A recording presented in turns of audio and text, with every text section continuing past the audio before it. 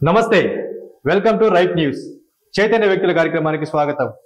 ఈనాటి కార్యక్రమంలో పాల్గొనడానికి మనతో ఉన్నారు Congress party Tirupati parliament committee సభ్యులు, రాజకీయాల సుదీర్ఘ కాలంగా కొనసాగుతున్నటువంటి మద్దినేటి శరత్ బాబు గారు. ప్రజెంట్ కాంగ్రెస్ పార్టీ రాజకీయాలు అలాగే తిరుపతి పార్లమెంట్ రాజకీయాలు ఎలా ఉన్నాయో వారి మాటలని విని తెలుసుకుందాం. నమస్తే సార్. నమస్కారం సార్. సార్ బాగున్నారా? అవునా సార్. సార్, మాకు తెలిసినంత వరకు తెలుగుదేశం పార్టీని వీడి జనసేన పార్టీలోకి చేరారు. ఎందుకు వచ్చేస్తారు? నేను పుట్టుక నుంచి పవన్ కళ్యాణ్ అభిమాని అండి. పవన్ కళ్యాణ్ గారి ఆదేశాలు బాగున్నాయి. వాళ్ళ అన్నపరంగా పార్టీ పెట్టి కొంతమంది ఫెయిల్ అయినా కూడా వాళ్ళందరి కోసం మళ్ళీ పార్టీ పెట్టాడు ఆయన. అంటే ఒక పార్టీలో నుంచి మళ్ళీ ఇంకో పార్టీలోకి వెళ్ళలేకుండా ఉండేవాడు కొంతమంది ఉంటారు. పవన్ కళ్యాణ్ గారి పార్టీ ఎందుకు పెట్టారంటే వీళ్ళందరినీ ఇది చేసుకోవడానికి పెట్టారు. అందులో నేను కూడా హైర్నెస్ట్ అయ్యి ఆయన అభిమానిగా ఉన్నాను కాబట్టి పవన్ కళ్యాణ్ గారితో నడవాలని పవన్ కళ్యాణ్ పార్టీలో చేరాను. మరి అంత ఇష్టంగా ఎంతో అభిమానంతో మీరు ఆరాధన దైవంగా భావించేటువంటి పవన్ కళ్యాణ్ గారు పెట్టినటువంటి జనసేన పార్టీని వీడి అంటే రేపో మాపో కొన్ని సర్వే సంస్థలు తెలియజేస్తున్న ప్రకారం అధికారంలోకి వచ్చే అవకాశం కూడా ఉంది ఆ కూటమి. అలాంటి పరిస్థితుల్లో ఆ పార్టీని వీడి కాంగ్రెస్ పార్టీకి రావడం గల కారణం ఏంటి సార్? నేను ఆ రోజు పవన్ కళ్యాణ్ గారి పార్టీలోకి వెళ్ళినప్పుడు అభిమానంగా నచ్చి పవన్ కళ్యాణ్లోకి వెళ్ళాను. తర్వాత ఈ ఇన్ఛార్జీలు, ఈ మండలాధ్యక్షులు కొంతమంది పార్టీకి బాధ్యతలు తీసుకున్నారు. వీళ్ళు పార్టీని కొంత నడిపే దాంట్లో కొంత విఫలం అయ్యారండి. ఏ విధంగా అంటే ఒక కార్యకర్తని ఎలా చూసుకోవాలో అలా చూసుకోవటం వీళ్ళు. దాంట్లో మా సురేష్ అన్న ఇన్ఛార్జి మా సర్వేపల్లికి, ఆయన ఇన్ఛార్జ్ అయిన తర్వాత ఆయనతో కలిసి నడవడం జరిగింది. అంటే 3 సంవత్సరాలు పార్టీలో ఉన్నా మనం ఎలక్షన్ లో ఎలా పోటీ చేయలేదు, పార్టీలో ఉన్నాము మనం కాకపోయినా ఆయన కూడా ఏం పోటీ చేయలే. 2014లో టీడీపీ మద్దతు చేసాం, ఆ రోజు పార్టీలో నడిచాం. తర్వాత సొంతంగా పోటీ చేసాం మొన్న లాయర్ గారు దీంతో పార్టీలో నడవడం జరిగింది. తర్వాత ఇన్ఛార్జ్ సురేష్ అన్న తీసుకున్నాడు, ఆయనతో కూడా మనం 3 సంవత్సరాలు ప్రయాణం చేయడం జరిగింది. కొంత పార్టీని నడిపించే దాంట్లో ఆయనకి మనల్ని అంత గుర్తించలేదు. మీరు సురేష్ నాయుడు గారికా లేదంటే మీ మండల కన్వీనర్? జనసేన పార్టీ మండలాధ్యక్షుడు అలా ఉన్నాడు, సురేష్ అన్న అలా ఉన్నాడు. తర్వాత పార్టీలోకి ఒకరిని తీసుకొచ్చుకునే దాంట్లో వీళ్ళు చాలా విప్లవం అయ్యారు. దాంట్లో కొంతమందిని నేను తీసుకుని వచ్చాను. ఒక ఎన్ఆర్ఐ ని పెద్ద సమక్షంలో చేర్పిస్తానని చెప్పి వాళ్ళే మాట ఇచ్చారు. నాకు ఏంటంటే ఇప్పుడే నాకు కొద్ది బలం ఉంది, ఇంకొద్ది బలంగా ఇతరుగాని పెద్దల సమక్షంలో కానీ చేరితే ఇంకా బలం అవుద్దని చెప్పి వాళ్ళ కిందకి ఎక్కడ నీళ్లు వస్తాయని తెలిసి నన్ను ఎదగనీయకుండా తొక్కేయాలని ప్లాన్ తో వాళ్ళు కొంతమంది రానియకుండా చేశారు. నేను అది మనసులో పెట్టుకుని గమ్ముగా ఉన్నా. తర్వాత ఈ మధ్య నేను జనాల్లోకి వెళ్ళలేకున్నారు. జనాల సమస్యల మీద నేను పోరాడుతా ఉంటే నువ్వు అదేంది ఇదేం చేసిన కాంట్రవర్సీలు చేశారు. అవన్నీ కూడా నేను పీడియా పరంగా నేను బయట పెట్టకుండా నా పార్టీకి నేను వెళ్తా ఉన్నా. ఎక్కడ సమస్య ఉందంటే ఏ పార్టీ అనేది కాదు, సమస్య ఉందంటే నేను అక్కడికి వెళ్ళిపోతా. అది ఎటువంటి సమస్య అయినా వెళ్ళిపోయి చింతో బ్రిడ్జి మీద సమస్య మీద పోరాడా, పేడూరు రోడ్డు మోకట్లేదు నీళ్లు దాని మీద పోరాడా, నరుకూరు కాలువలు గాని ఏదైనా 3 ఇప్పుడు జరుగుతున్నట్టుగా ఉండే కదా, జరిగిపోయినాయి సార్. అంటే చింతో బ్రిడ్జి తాత్కాలికంగా జరిగింది, పేడూరు రోడ్డు పూర్తి అయిపోయింది.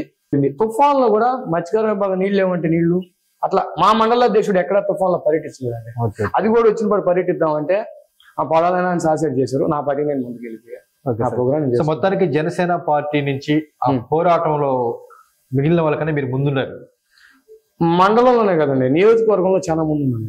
నియోజకవర్గంలోనే ఉన్నారు. ఎందువల్లంటే నేను కేఎస్ఎస్ అధ్యక్షుడుగా ఉన్నా, కాపు సంక్షేమ సేన అధ్యక్షుడు. అంటే అది పార్టీకి అనేది కాదు, అది ఒక పార్టీకి అనుబంధ సంస్థ. పార్టీ కోసం కేఎస్ఎస్ తరఫున ఏ ప్రోగ్రామ్ అయినా కూడా జిల్లాకే లేదు సార్. నేను సర్వేపల్లి మా పెద్ద ఆయన హరిరామ జోగి గారు ఆదేశాలు, మా కేఎస్ఎస్ మాధవ్ గారు ఉన్నారు, ఆయన కేఎస్ఎస్ చాలా ముందు తీసుకున్నారు. ఆయన చాలా ఓర్పు గల వ్యక్తి. ఉద్యమాలు చేయడం అక్కడి నుంచి అలవాటు. అంటే సమస్య అంటే అది ఏదైనా కాదు, అది కేఎస్ఎస్ అని ఒకటైనా సమస్య అంటే ఆ సమస్యకి వెళ్ళిపోతాం. పెద్దవాళ్ళకి కూడా చెప్తాం, మా వాళ్ళు కాబట్టి పెద్దవాళ్ళకి కూడా చెప్తాం, చెప్పి దాన్ని చేస్తాం. సో మొత్తానికి జనసేన పార్టీ నుంచి పొమ్మని లేక పొగబెట్టారు. అంతే సార్. అంటే ఖచ్చితం. అంటే ఇప్పుడు వీళ్ళు ఇన్ఛార్జీలు పార్టీలోకి ఇన్ఛార్జ్ గానీ సందీప్ నాయుడు అనే వాళ్ళు ఉన్నారు కదా. ఇప్పుడు నేను సపోజ్ పార్టీలో తీసుకొచ్చిన వాళ్ళు టీపీ కూడా మనం ఎత్తుకుంటే 10 సంవత్సరాలు సర్పంచ్ కోసు నారాయణ అన్న, ఆయనతో ఫస్ట్ కాల్ చేసి మాట్లాడింది నేను. ఆయన ఉన్నాడు, మాట్లాడా, అన్నా మండల హెడ్ క్వార్టర్ లో జనసేన జెండా పాకాలి అన్నా, మీరు 10 ఏళ్ళు సర్పంచ్, మీరు మా పార్టీలో ఉండాలన్నా, నా పక్క కాదు, పవన్ కళ్యాణ్ కోసం మీరు పనిచేయాలి, మీరు రాండి అన్న, మీకు తగిన ప్రాధాన్యత ఇస్తాం అని చెప్పి ఆయన తీసుకొచ్చాం. ఇంకా చాలా మంది దానికి ఆవిడిపాలెంలో అరుంధతి వాడని ఒకటి ఉంది, వాళ్ళు ఏ పార్టీలోకి వెళ్ళరు. చిరంజీవి అంటే చాలా అభిమానం వాళ్ళకి. వాళ్ళు కలిసారు నన్ను, అన్న జనసేనలోకి రావాలనుకుంటున్నాను అంటే తుఫాన్ లో సినిమా హాల్లో మీటింగ్ పెట్టి వాళ్ళని పార్టీలో చేర్చుకోవడం, ఆ ఊరోళ్ళకి 2 మండల కమిటీలు కూడా వేయడం జరిగింది. మాదిగల అమ్మాయిని మన మహిళా అధ్యక్షురాలు చేసిన తీర్పు కూడా ఉంది. నారాయణ నేతనికి కార్యదర్శి వచ్చారు. ఓకే, వాళ్ళందరికీ పదవులు ఇచ్చారు. ఇచ్చి చాలా జనసేన పార్టీని బలోపేతం చాలా చేశారు. మీరు మీడియా మిత్రులను అడిగినా చెప్తారు. ఓకే సార్, చేసేసారు. ఇప్పుడు మీరు మాత్రం బలోపేతం చేసిన తర్వాత మీరు బయటకు వచ్చేసారు. నేను ఒకటి వాళ్ళకి ఎవరికి కూడా చెప్పలా. అంటే ఒక పార్టీలో ఉన్నారు వాళ్ళు, మన నిర్ణయం మంది, వాళ్ళ నిర్ణయం వాళ్ళది. నేను ఎవరిని కూడా అడగల, ఏమయ్యా మీరు పార్టీలోకి రండి, నేను కాంగ్రెస్ లో అంటే నేను పోయేది కాక వాళ్ళని తీసుకురాబడలే. వాళ్ళ పార్టీ వాళ్ళది, వాళ్ళ పైన వాళ్ళది, వాళ్ళ నిర్ణయాలు మనకు పడలే. నేను మాకు అనుచరుడు, మా మంచి మిత్రుడు కల్లూరు సునీల్ అని నేను పార్టీ మారుతున్నాను అనేసి ఏరే వాళ్ళతో అన్నా. ఆ విషయం తెలుసుకున్నాడు అబ్బాయి. మామ నీ వెంట నేను నడుస్తా, నీ వెంట తప్పితే వాళ్ళిద్దరు నన్ను సునీల్ని పార్లమెంట్ లోకి తీసుకోవడం జరిగింది. మా పెద్ద ఆయన చింతామోహన్ గారు, పోల్ చంద్రశేఖర్ అన్న మంచి గౌరవం. ఈ మధ్య షర్మిల గారి బాధ్యతలు తీసుకున్న కాడి నుంచి పార్టీ ఇంకా బలంగా తయారవుతుంది. ఖచ్చితంగా టీపీ కూడా మండలమే కాదు, 130 స్థానాల్లో కాంగ్రెస్ పార్టీ గెలుస్తుందని నమ్మకం మాకుంది. పైన రాహుల్ గాంధీ గారు ప్రధాని అవుతారు. వాళ్ళ కోసం మేము శక్తిలా కృషి చేస్తాం పార్టీ కోసం. మొత్తానికి జనసేన పార్టీని వీడి కాంగ్రెస్ పార్టీలోకి వెళ్లడంతో ఇంకా రాజకీయంగా మీరు ఇంకా మరింత ముందుకు వెళ్తారని చెప్పి ఆశాభావం వ్యక్తం చేస్తారు సార్. మా చింతామోహన్ గారు ఏది ఆదేశిస్తే దానికోసం నేను పనిచేస్తాను. మా పెద్ద ఆయన ఏది ఆదేశిస్తే అంటే ఒకవేళ సర్వేపల్లి నియోజకవర్గం నుంచి పోటీ చేయమన్నా కానీ సిద్ధమేనా? అది ఆయన నిర్ణయం, అది మన నిర్ణయం కాదు.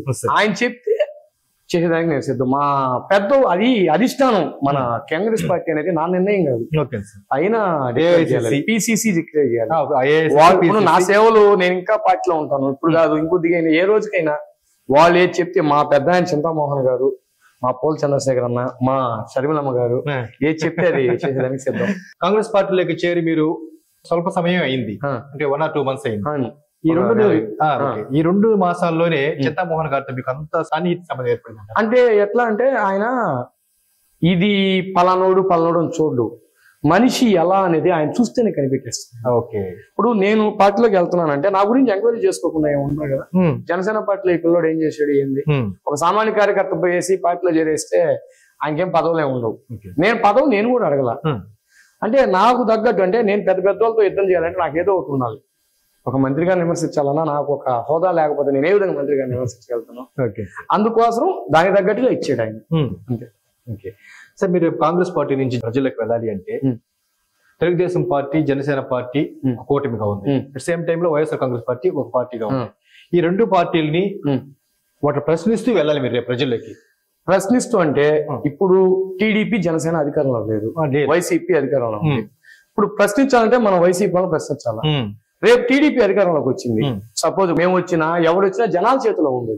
మేము అధికారంలోకి వస్తే వాళ్ళు మమ్మల్ని ప్రశ్నిస్తారు, మేమేం చేయాలి అది మేము చేస్తాం ప్రజలకి. టీడీపీ వాళ్ళ అధికారంలోకి వచ్చినా కూడా మేము కాంగ్రెస్ పార్టీలోనే ఉండి వాళ్ళ చేత ఏ విధంగా పని చేయించుకోవాలని చేయించుకొని మేము వాళ్ళని ప్రశ్నిస్తూనే పని చేపిస్తాం. తెలుగుదేశం పార్టీకి పూర్వవైపు రప్పించడం కొరకే కాంగ్రెస్ పార్టీ పాకులాడుతుందని కొందరు అంటున్నారు, ఏమంటారు? అవన్నీ గాలిపుగారు మాట్లాడండి. ఇప్పుడు జనసేన ఉంది, టీడీపీకి జనసేన 2 ఒకటే అని ఫస్టే చెప్పారు. అది అది కలిసిపోయింది కదా. చంద్రబాబు నాయుడు గారు పవన్ కళ్యాణ్ తిట్టారు, కలుసుకున్నారా లేదా?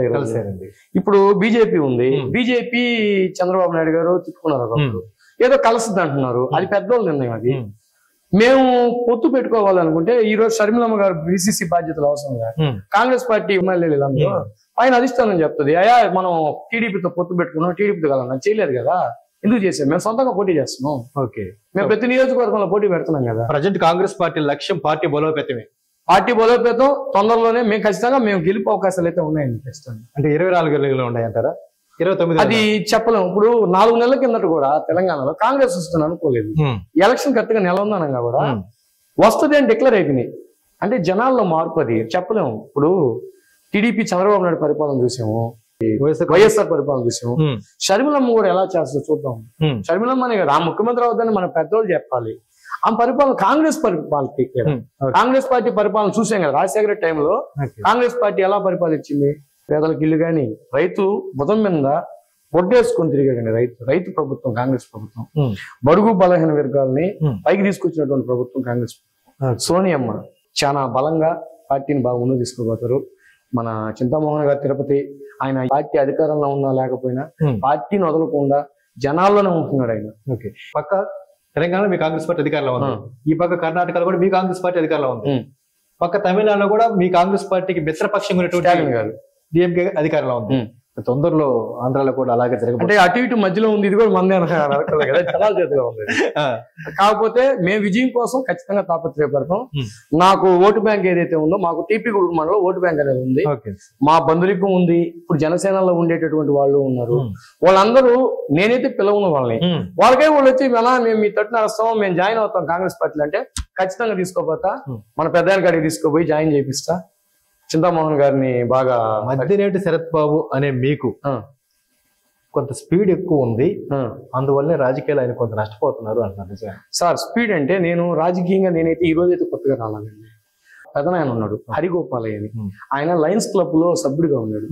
చాలా పెద్ద పెద్ద రెడ్డి గారితోనే పక్కన కూర్చొని రాజకీయం చేసినటువంటి వ్యక్తి మా పెదనాన్న. ఆనాటి రోజుల్లోనే ఆదాల బాబా రెడ్డి గాని, సేవి శేషారెడ్డి గారితో కాంగ్రెస్ పార్టీలో పనిచేసిన అనుభవం ఉంది ఆయనకి.